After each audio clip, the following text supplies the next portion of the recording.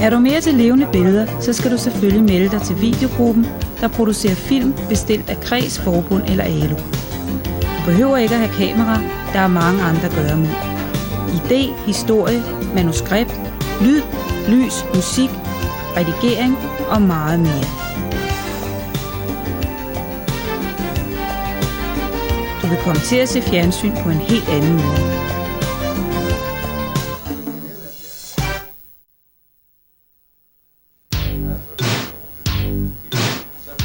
Det er naturligvis vigtigt at holde sin viden ajour og følge med i, hvad der rører sig på arbejdspladsen. Med ALO har du mulighed for at komme på virksomhedsbesøg. Her er vi gæster hos Politikens Tekniske Klub, hvor vi vises rundt i layout-afdelingen, sætteriet, repro og pladefremstillingen.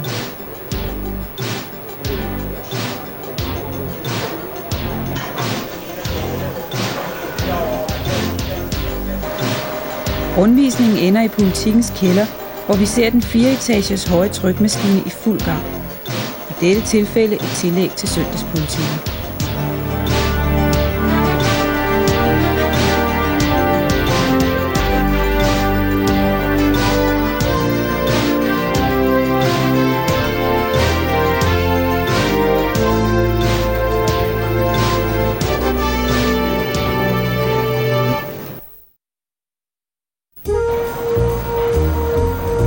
Med ALO kan du deltage i en række udflugter. Det kan være museumsbesøg, guidede ture i københavnske kvarterer, besøg en tv-station eller en rundvisning på Det Kongelige Teater. Turen her starter med en specielt arrangeret rundvisning i de københavnske kanaler. På vores videre vej frem mod Kolonihaveforeningen Rosen gøres der ophold, så fødderne kan få et hvil. Og ganen bliver læsket fra det medfølgende slukningskøretøj.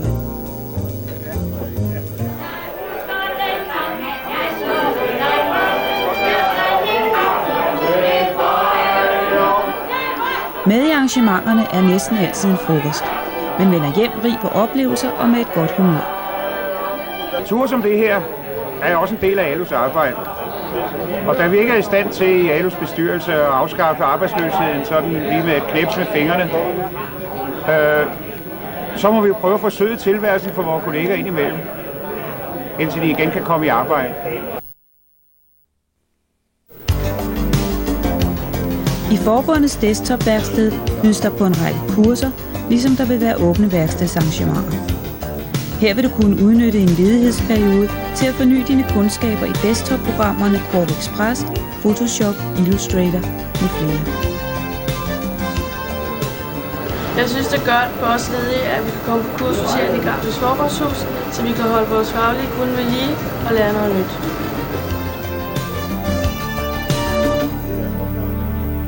Jamen, uddannelser er et utroligt vigtigt spørgsmål, også inden for det grafiske område. Den livslange uddannelse, hvor man hele tiden er under uddannelse, og dermed har vi også vores efteruddannelser, er en nødvendighed for at klæde vores medlemmer på til at løse opgaverne i den daglige produktion på vores grafiske virksomhed.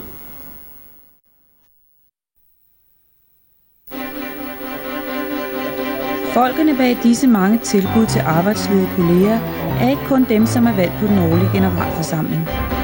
Andre interesserede er meget velkomne til også at deltage i planlægning og gennemførelse af aktiviteterne. På den årlige generalforsamling er der tradition for et underholdende indslag og en bid mad, når et par hundrede arbejdsløse kolleger mødes for at vælge nye repræsentanter til ledighedsarbejdet. Der bliver aflagt beretning for årets aktiviteter, ligesom man tager stilling til regnskabet for de penge, ALO modtager som tilskud fra kredsen. Slutlig vedtager forsamlingen et arbejdsprogram for den kommende periode.